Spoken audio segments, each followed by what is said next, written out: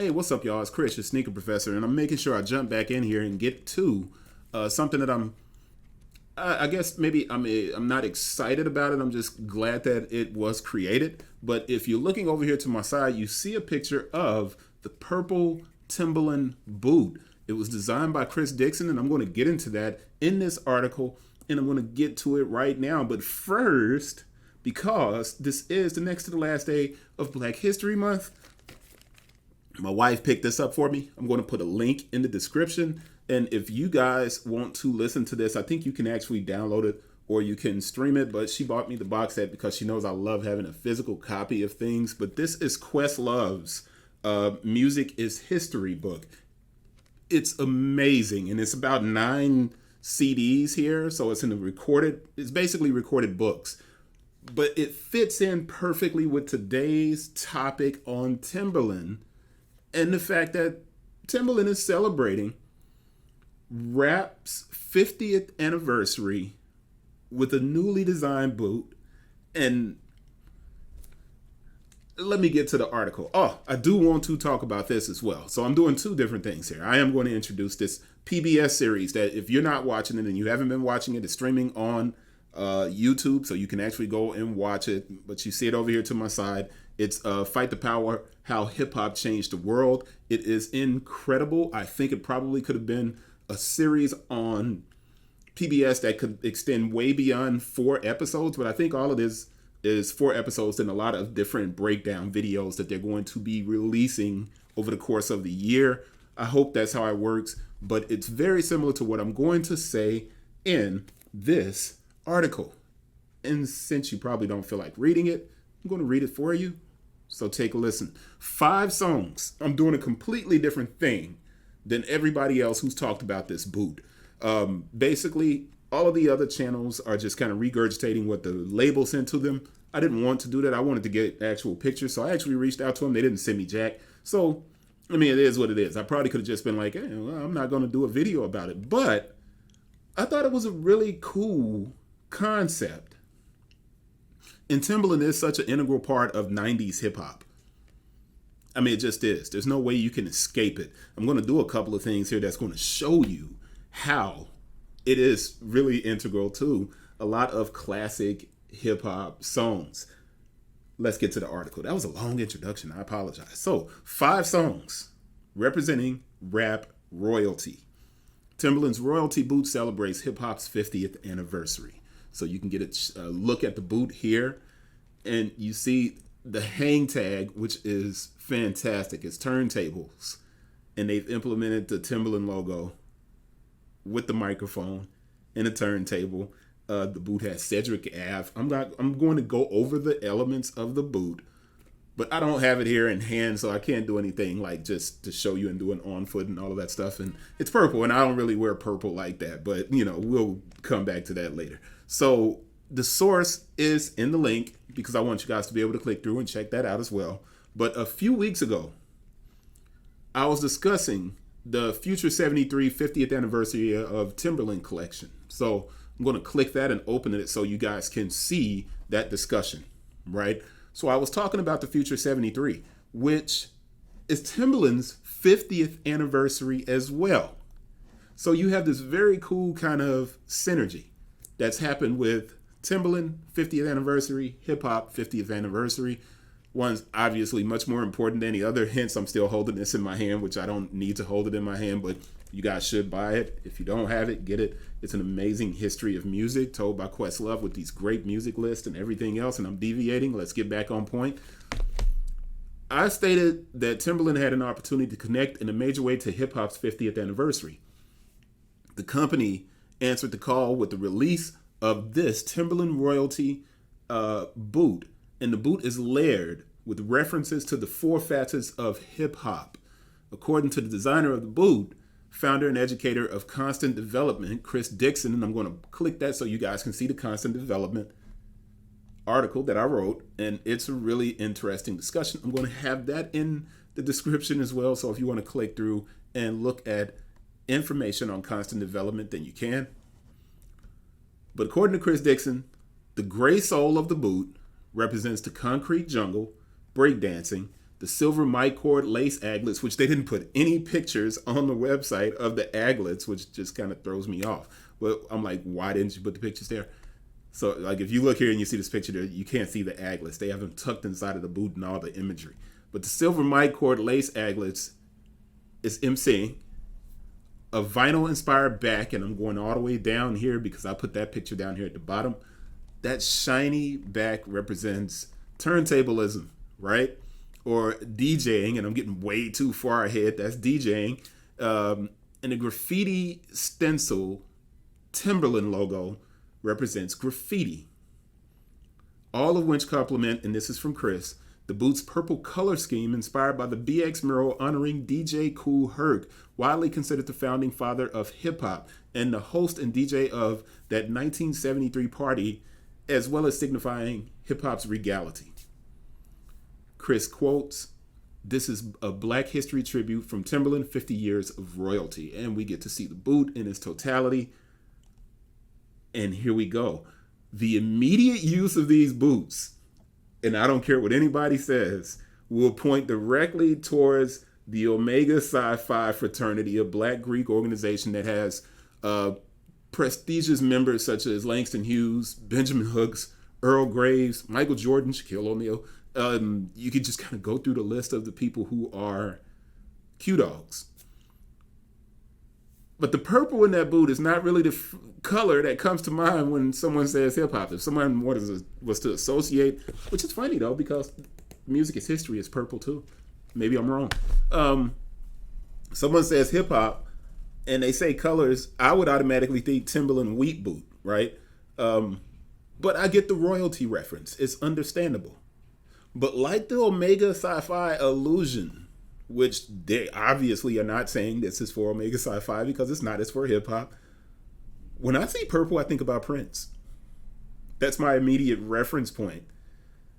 And because of that, I'm not necessarily sold on this boot, but I think it's going to sell out like that. I don't think it's going to be around long at all because I think every Q-Dog in the country is going to buy this boot. And I'm pointing this way. I meant to point that way. I think every Q-Dog is going to buy that. So there are basic aspects of the boot that are undeniable, right? But I'd love to see it carried into a limited run of different designs throughout the year, especially when hip hop has changed so much. There's an opportunity to further the discussion on technology in hip hop by discussing the move from analog to digital, Seratos versus turntables now, right? The advancement of the culture beyond the boundaries of New York to becoming a global music and the most popular music in the world, right? There's an opportunity to celebrate with dedications to fallen MCs. Rest in peace, Trugoy, right? Especially MCs who represented Timberland to the fullest. There are certain MCs, DMX comes to mind, Prodigy comes to mind, that Timberland, they can do more. They can do more with this. Now, everything that I'm saying doesn't mean that I'm not a fan of this boot and that I don't want to really highlight it, because I do. But to do so, I went ahead and created a graphic highlighting a song from each era of hip hop, which captures the theme of royalty in both boot and hip hop form. Now, it's not catching it in the boot form, but because I'm connecting it to the boot, this is the way it is. Now, during the process of creating this, I had about 10 different playlist ideas. And initially, I went with a list of songs that mentioned Timberland. I was like, okay, let me do songs that mention Timbs, right? So I did an AI search. So let me open this up and go over and go to the chat since I was invited and I'm inside of the chat. And I am going to do this on real time. We're going to do this right now. So this is what I did. I said, what are some rap songs with the brand Timberland in the rhymes? And I'm going to correct that and put Tim's. And I put a big capital I there. But you guys are watching me do this in real time. If you haven't seen the AI powered Bing search, you're watching it in real time. This is what it looks like. And it's amazing. It's also kind of scary because it talks back to you. So right now it's just kind of waiting. There are many rap songs that mention Timberland and Tim's, which are popular boots among rappers. Some examples are, and here's a whole list. I could have simply done this and left it at that. And it says, Hypnotized by Notorious B.I.G., Tim's for my hooligans in Brooklyn, The World Is Yours by Nas, Suede Tim's on my feet makes my cipher complete, The Motion by Drake, and my leather and my Tim's like it's 1998.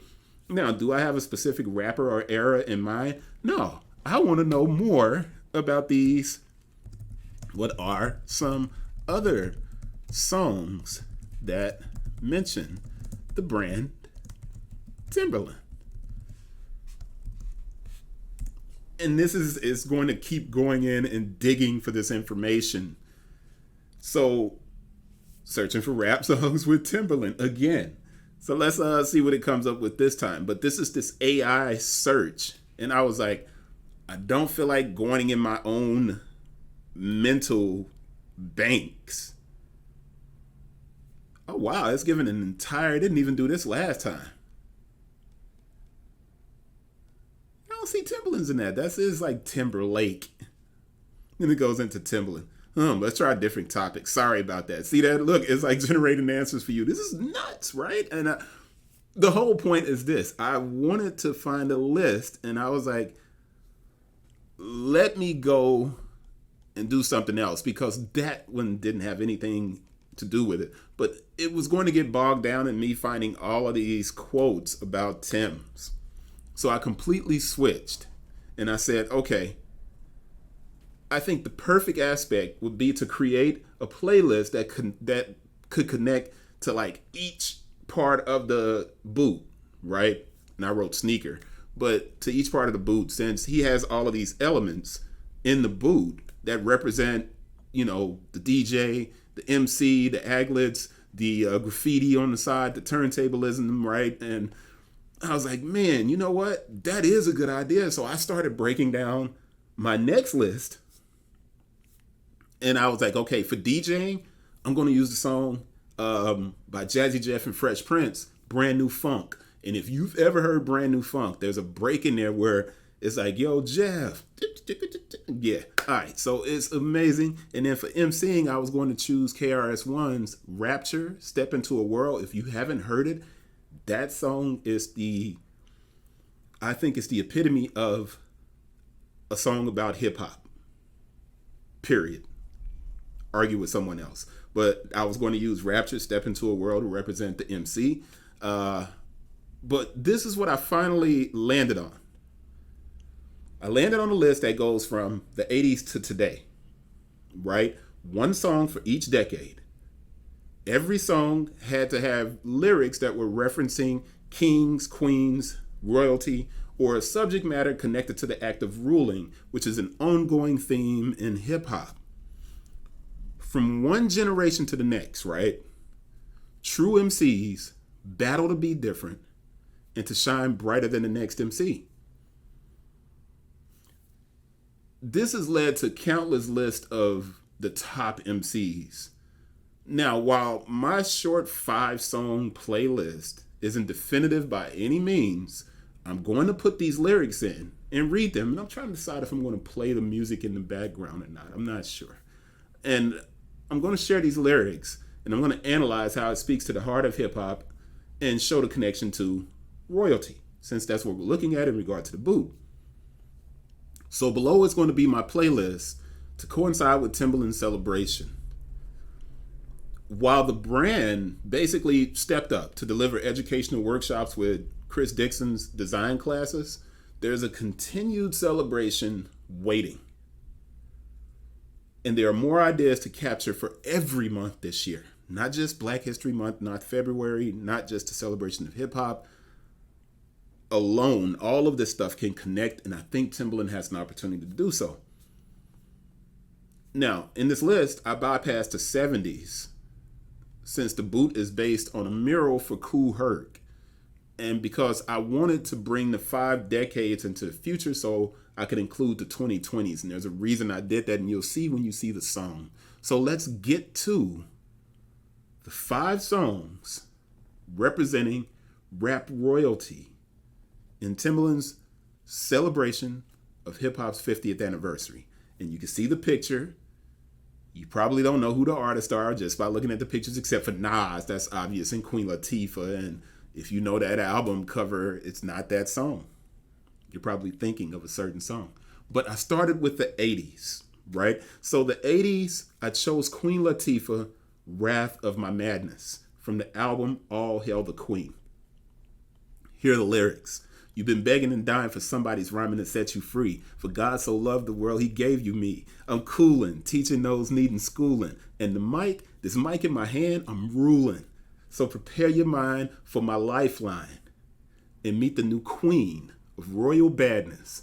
Latifah has the spirit, so head for the water and dive into the wrath of my madness. I messed up at the end there. But that song from the 80s, it was the end of the 80s. One of these, it's just an amazing song. If you've never heard it, I really should insert part of it here so you can listen, but copyright.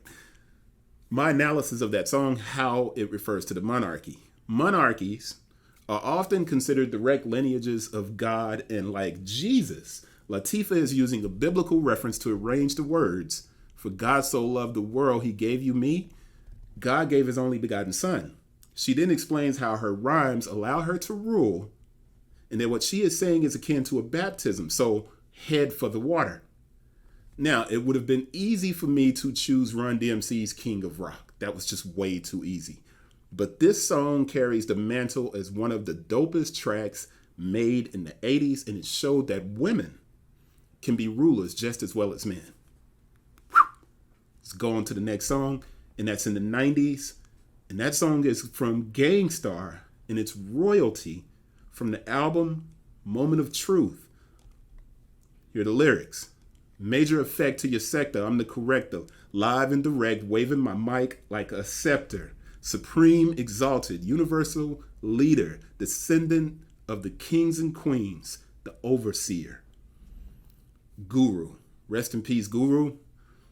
My analysis. I know you're like, the 90s, that's the song you chose?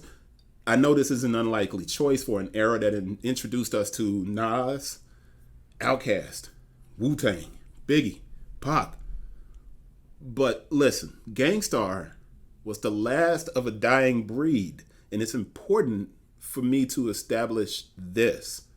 As the 90s arrived, duos and crews, as well as solo MCs, were all backed by an army of producers, and that ran the rap game, and it dominated the airwaves.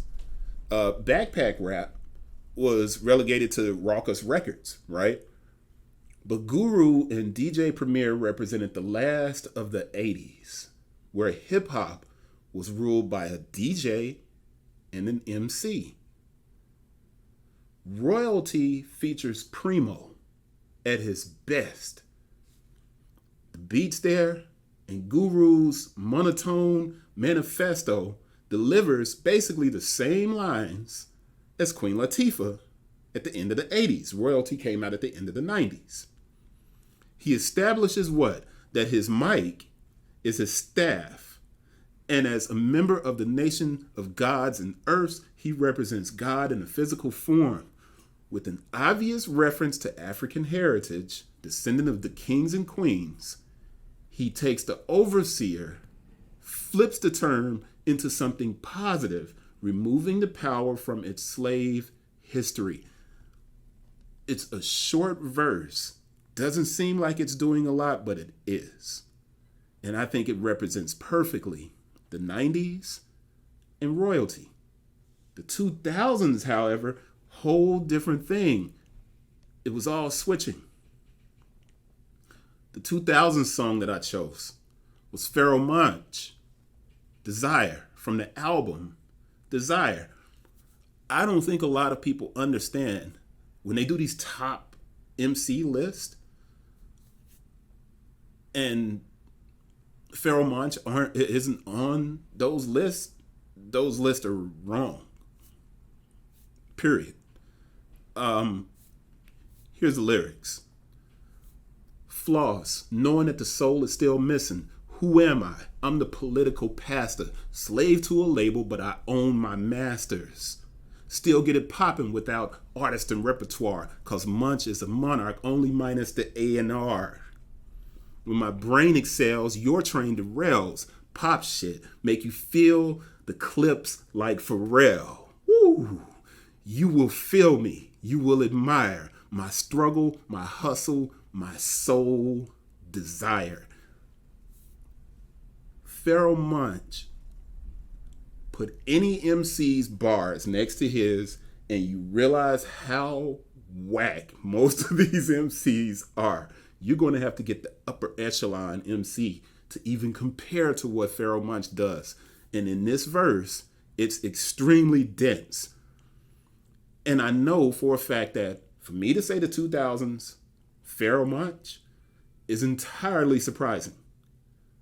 The 2000s were owned by Kanye West, period. Graduation, college dropout. It was Kanye West his whole decade. But lyrically, Kanye West doesn't really have any references to royalty in his lyrics. So, I mean, in that sense, I really couldn't use it. But to be honest, I probably wouldn't have. You would have thought, with the arrogance that Kanye has, and the way he dominated the decade, I could have found some lyric that was referencing royalty, right? But this is the fact. It wasn't Ye who made one of the greatest thematic albums in the history of rap. Yeah, Graduation and College Dropout got all the airplay and sales, but Desire from Pharoah Monch is one of the most beautifully orchestrated albums with grade A plus lyricism.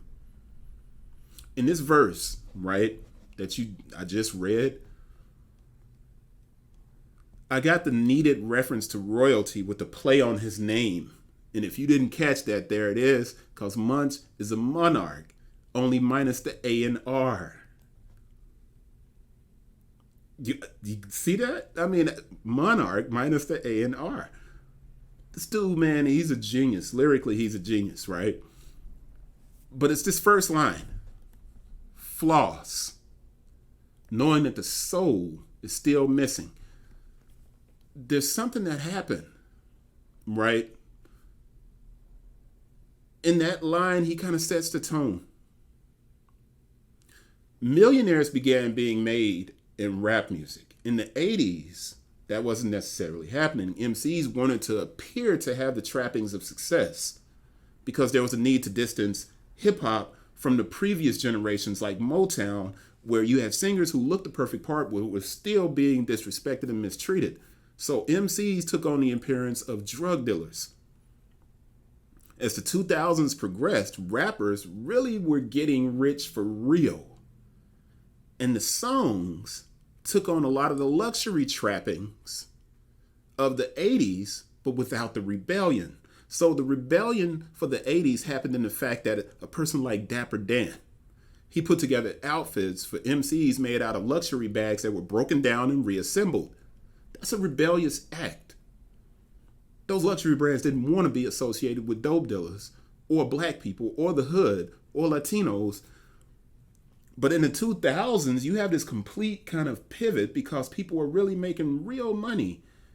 And Kanye was rapping about the purchase of the actual products. And he even labeled himself the Louis Vuitton Don. Not saying anything's wrong with that. I'm just saying the music was kind of distancing itself from the struggle and the people. Rappers in the 2000s were addressing different stories. They were still talking about struggle, but it was not the same. Pharoah Monch, however, stayed consistent to the foundation of hip-hop. On Desire, the album, not just this song, he remade Public Enemy's Welcome to the Terror Dome. But that song, Desire, was full of double entendres. Every line in the verse above is filled with wordplay and duality. The second verse of the song continues his lyrical mastery and holds a rhyme capturing the importance of this music. Now I'm moving from this part of the album, of the song, and I'm going into another verse. And listen to this, and this is in the same song. Desire, the fire that ignites the torch to burn. This is not rocket science. This is easy to learn. My mic's the gavel. When I talk, courts adjourn. Respect, even if you was ashes you couldn't earn. I embody antibiotics. You are infected with germs. Rap's fatally ill. Please get concerned.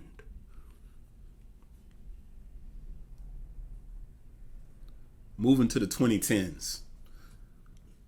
2010 song is not one specific song.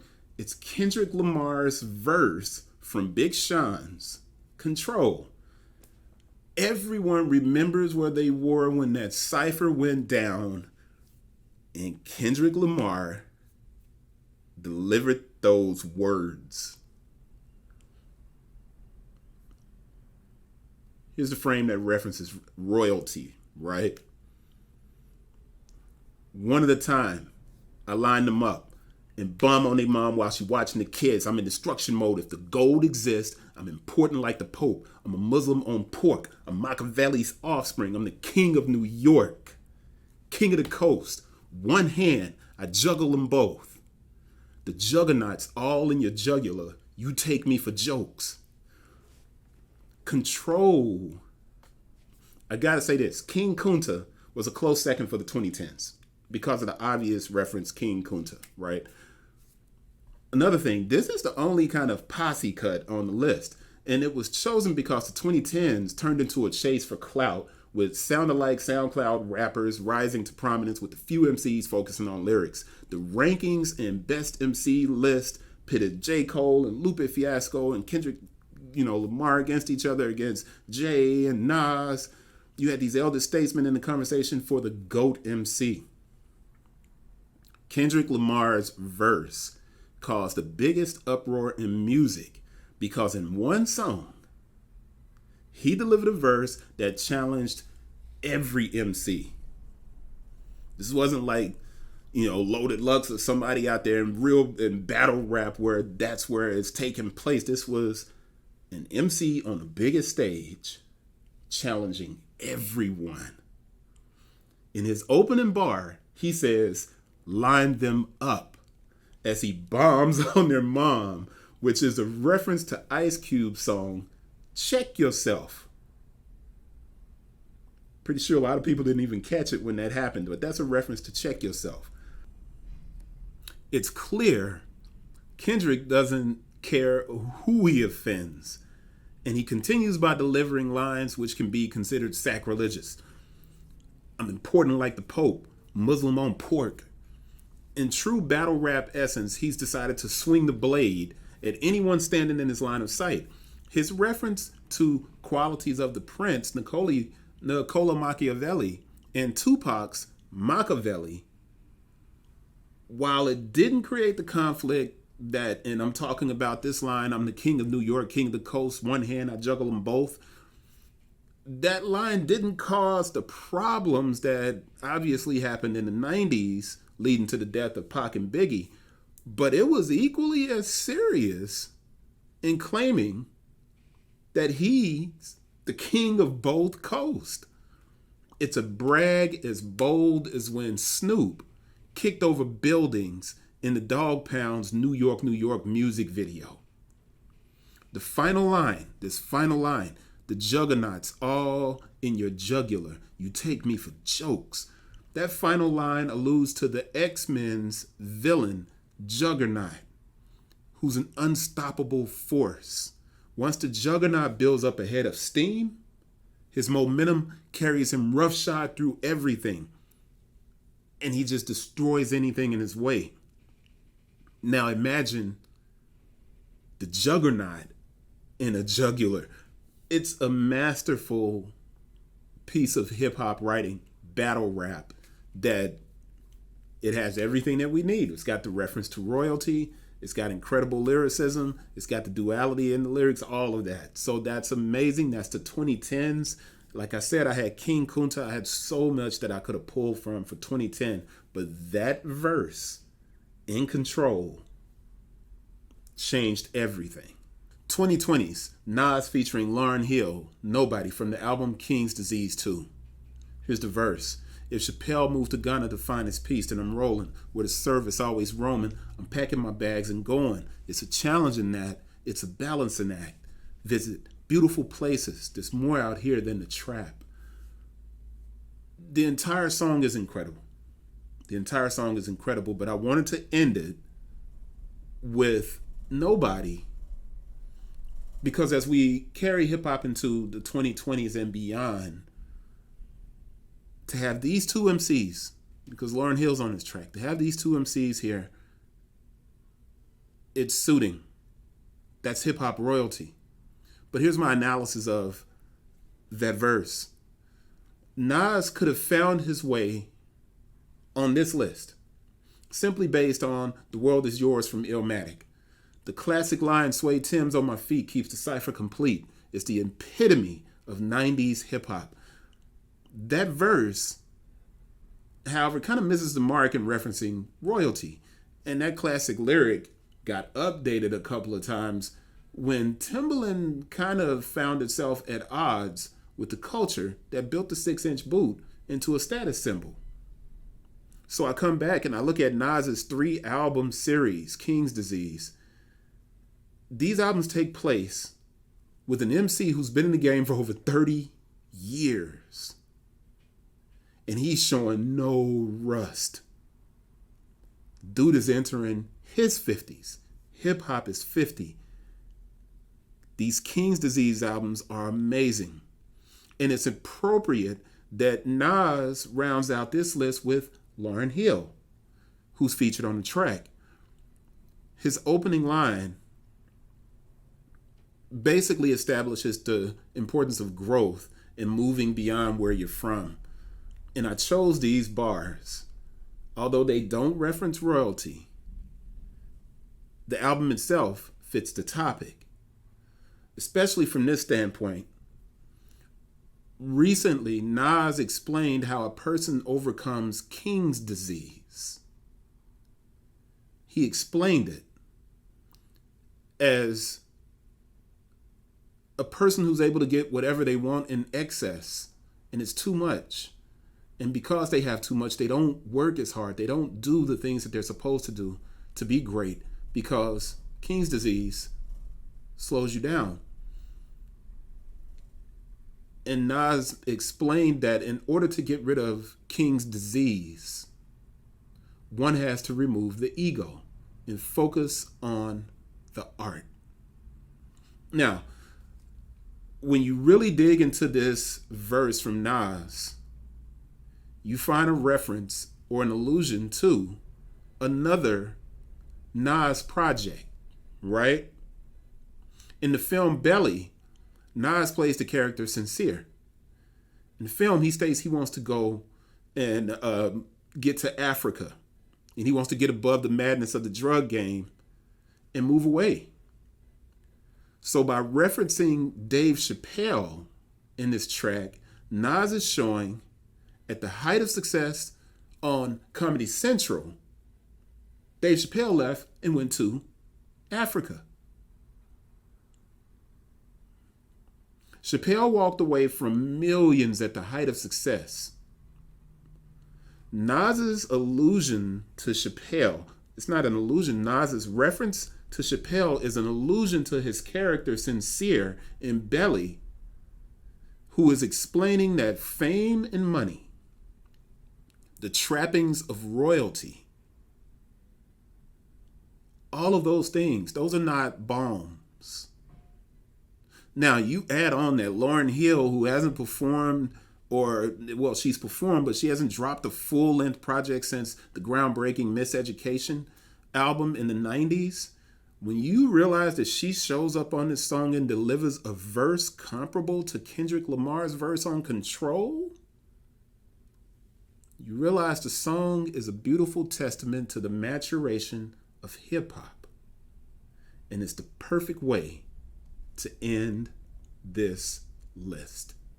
Now, I know that was long. I'm glad you stayed with me. Check out the boot from Timberland. Shout out Chris Dixon, VF Corp, Timberland for highlighting hip hop, but there is so much more that you can do with this year. And I hope that the brand does more. And if they don't, hip hop's doing more. Remember, you can't get music. It's history. Narrated and written by Questlove. And it's fantastic. Or you can go to the PBS channel on YouTube and watch the Fight the Power hip hop. Chuck D brought that to us, and it's fantastic as well. It's a lot going on this year. Shout out Timberland for recognizing the culture. I'll see you guys on the next one. Sloan, I don't apologize for that, man. I love doing this. Break it up. Watch it in chunks. See you on the next one. Peace.